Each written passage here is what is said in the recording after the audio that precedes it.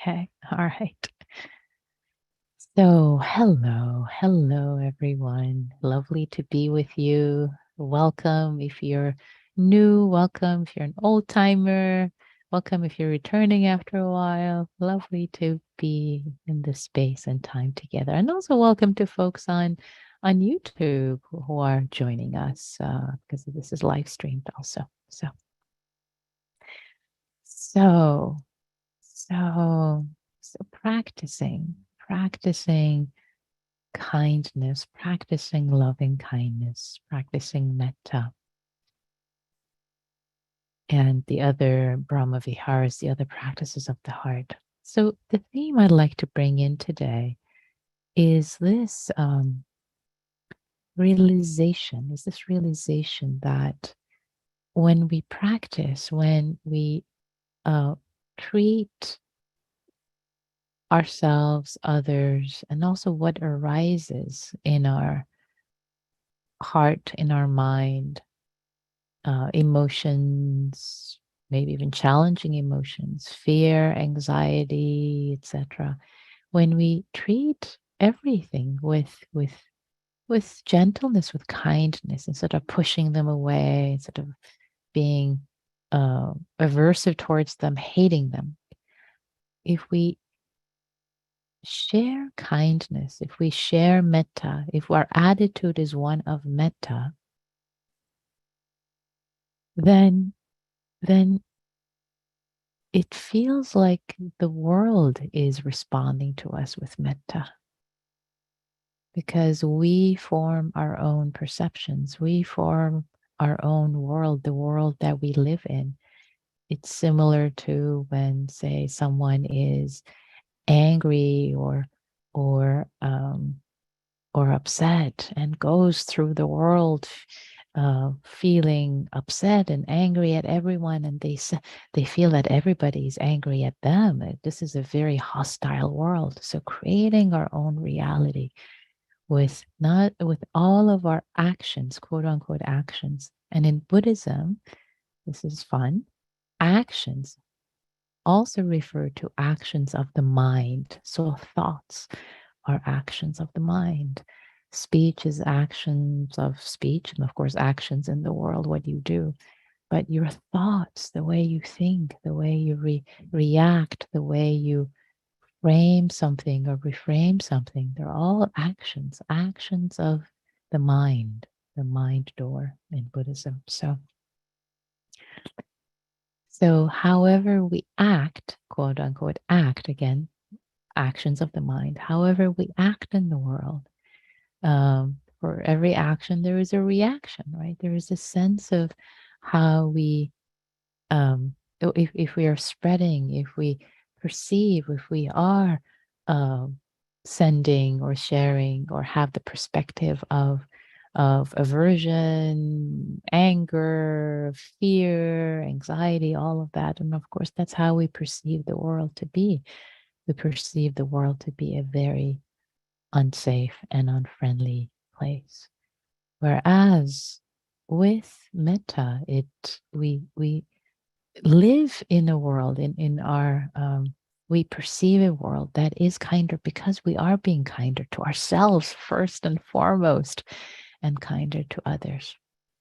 One last thing I want to say to set the frame today is the story of why the Buddha or how the Buddha started to teach metta. Many of you may know this story, but I like to bring it again tonight. So it is said that a group of monks were sent by the Buddha to a forest to practice diligently on their own. And the tree spirits were very upset to have their peace intruded upon by these monks. So they scared the monks away, and they created ghastly images and smells, and the monks were terrified.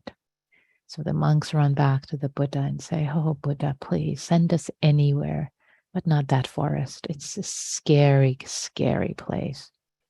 Trembling. And the Buddha, the sense of humor, He says, well, actually, I'm going to send you back to the very same forest, but I'm going to give you the only protection you need. And that's when he taught them, the story goes, metta, the practice of metta, sharing loving kindness, goodwill. So they trusted the Buddha. They came back. The monks came back to the forest and practiced diligently loving kindness, goodwill, kindness for the tree spirits. And the story goes that the tree spirits, after a while, they decided they actually liked the monks. They started to care for them, protect them, and they lived happily ever after. So whether you take this story to be an archetype, the point here as an archetype, metta as an antidote to fear, metta as an antidote to fear, the perceptions. And also you can think of the archetype of the story is that the monks in their mind, they were creating the sense of lack of safety. They're afraid. This world is a dangerous place. Oh, this forest is awful, terrible. Gosh, this is awful. And then they come back with a sense of metta for the tree spirits, whether or not they exist, but just sense of metta and kindness and goodwill fills their heart, and they feel happy and practice happily. So we are not so different from those monks. So I think I have set enough of a frame for our practice today. So I'd like to invite us all to settle in our chair, to arrive in our seat.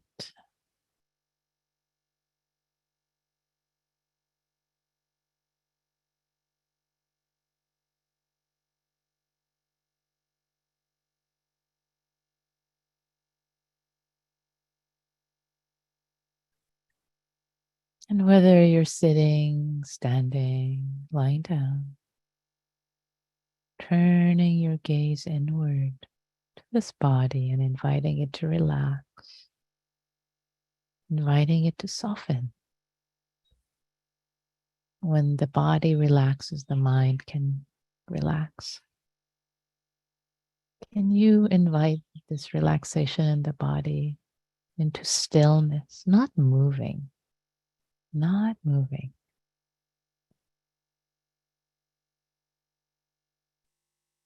As an act of kindness to yourself, to invite yourself to be still.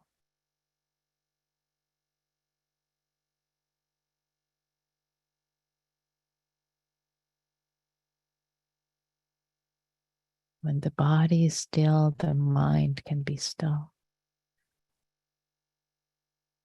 The body keeps moving. The mind keeps moving.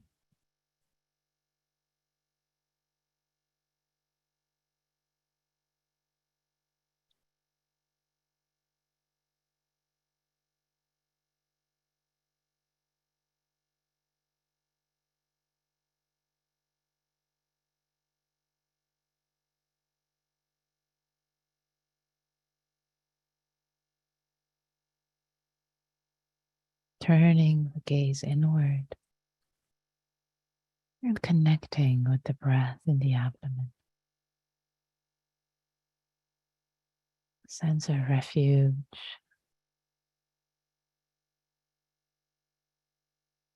In kindness and goodwill.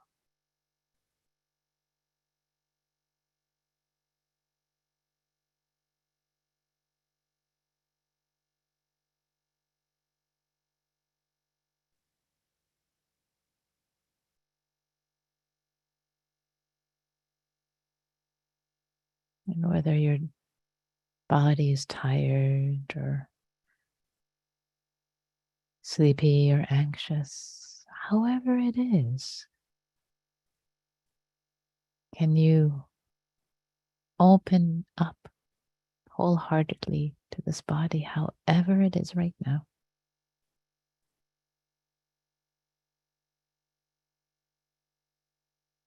Offer safety and kindness. Oh, dear body, relax. It's okay. It's all right. Just be breathed.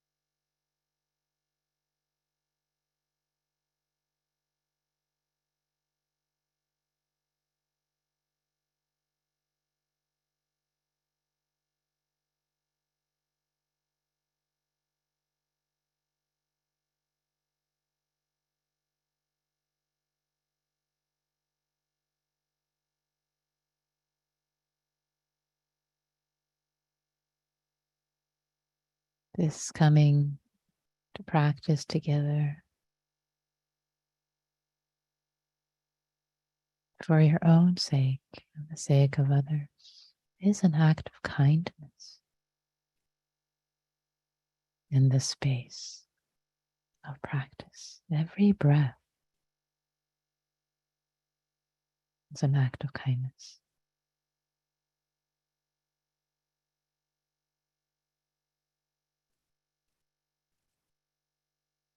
Taking refuge, calming, settling, connecting with your intention for cultivating goodness.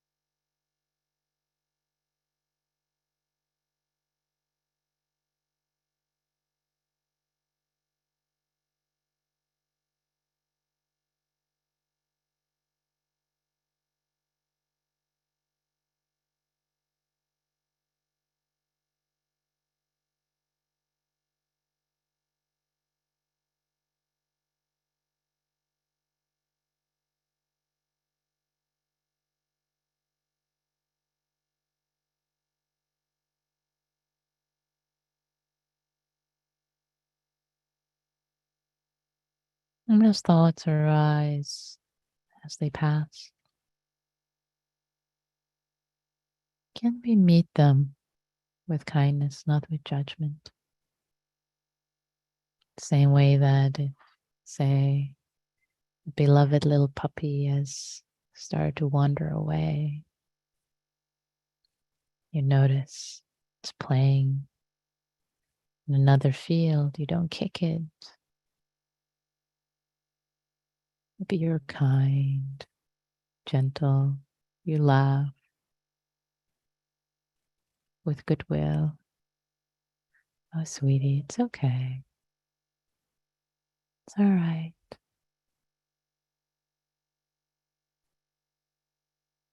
Come back here and settle.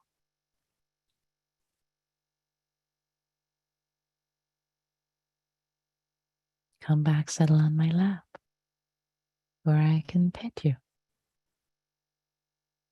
Let there be the same sense of kindness, gentleness to your thoughts, to your heart, your emotions, even if they're challenging ones, your body and your mind.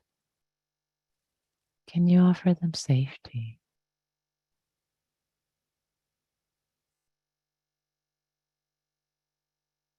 Invite them to sit on your lap so you can pet them. It's okay, fear. It's all right, anxiety. It's all right, sweetie. It's okay. You're just doing your thing. Hello, backache.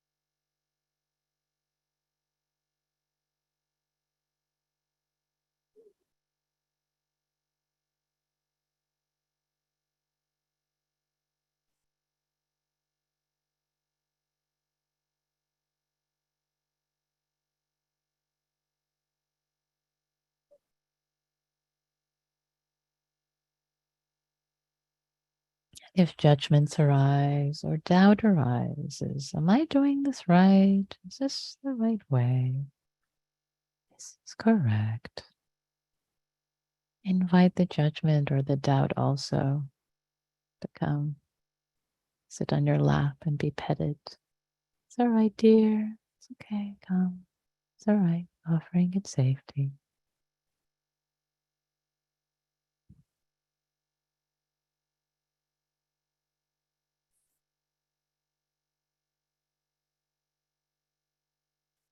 Non judgment. Kindness. Letting your body, your heart be relaxed.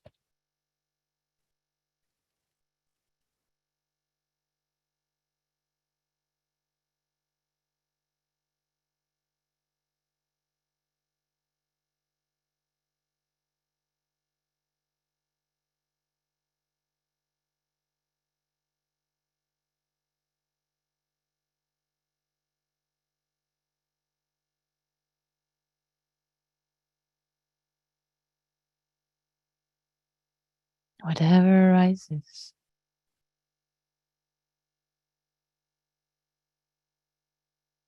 treat it with kindness.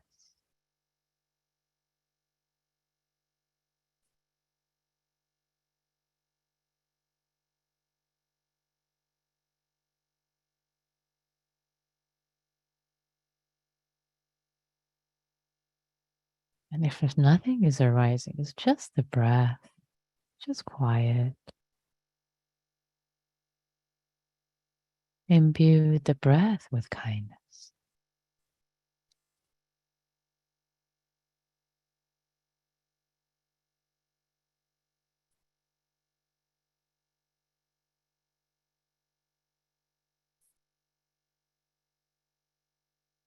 Each breath, breathing in kindness, breathing out kindness.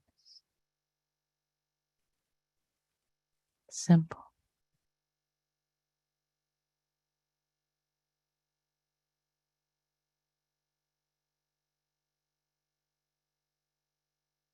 No need to make it complicated.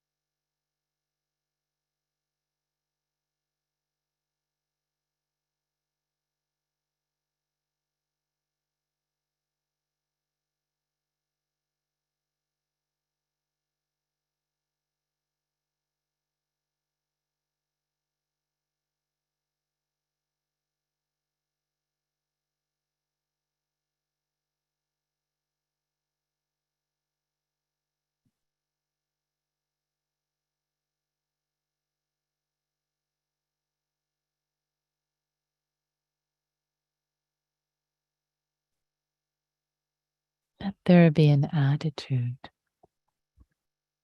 a perspective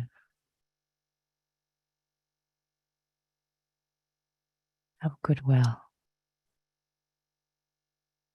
The actions of your mind, your heart, as much as possible, even towards what is difficult. Even if you have aversion towards something, can you be okay? Allow.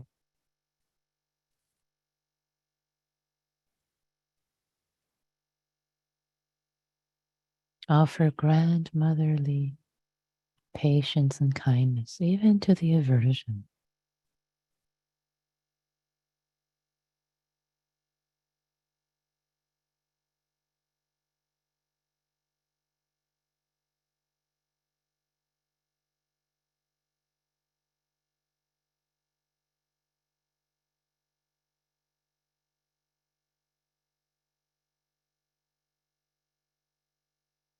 Say when the child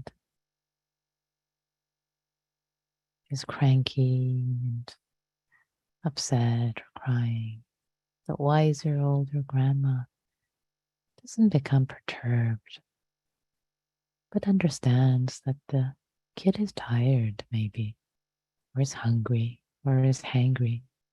There's patience, there's love, knowing the causes and conditions have given rise to this. So let there be grandmotherly mind. You may not know, you don't need to know all the causes and conditions of what's arising in your heart, in your mind, in your body. But you can have kindness, grandmotherly mind towards whatever is arising.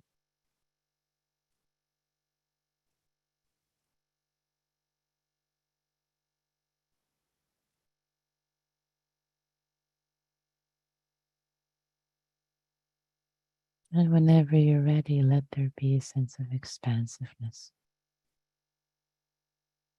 in your heart, your body, expanding this grandmotherly perspective, pervading all around you.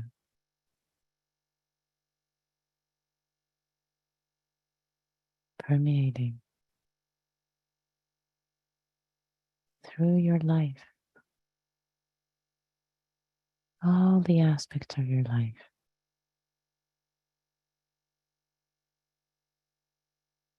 Kindness, patience, goodwill, all the people in your life.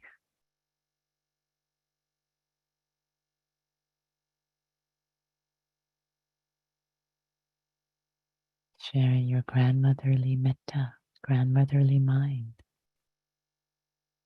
the goodwill of it with them. Whoever comes to mind is welcome.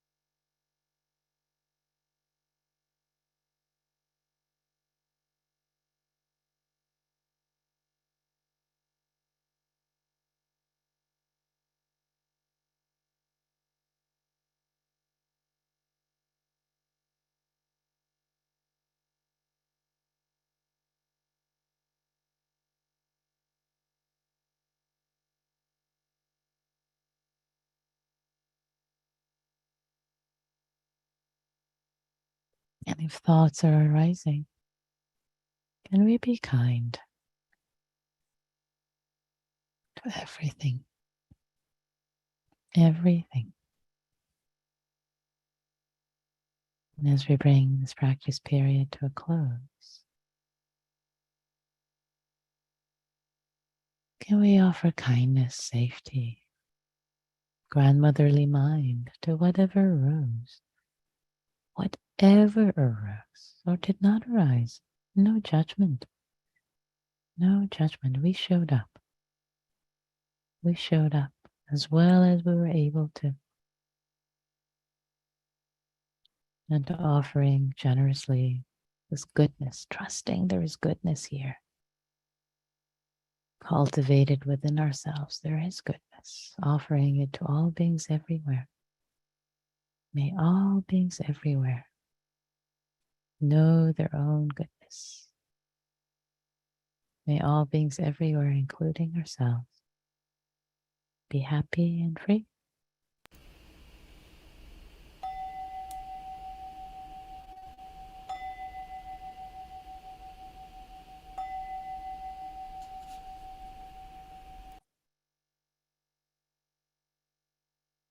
Thank you all. Thank you for your practice. So we have some time for reflections. If there are any questions, comments, complaints, maybe there are aha moments or anything, you can raise your hand or you can type in chat. If you type to everyone in chat, I'll read your name. And if it's just typed to me, it'll be private. So what came up for you? What happened? And hello, Lars on YouTube from Sweden. It's a very early morning for you. Ah. Anything that shifted for you? Anything that you noticed, perhaps, especially with the invitation? The grandmotherly mind.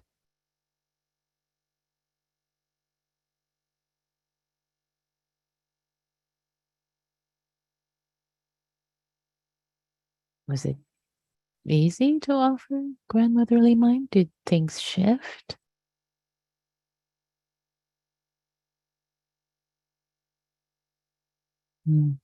Private chat. May all beings everywhere know their own goodness. Lovely. Reframes the situation. Yeah. Thank you. Jerry.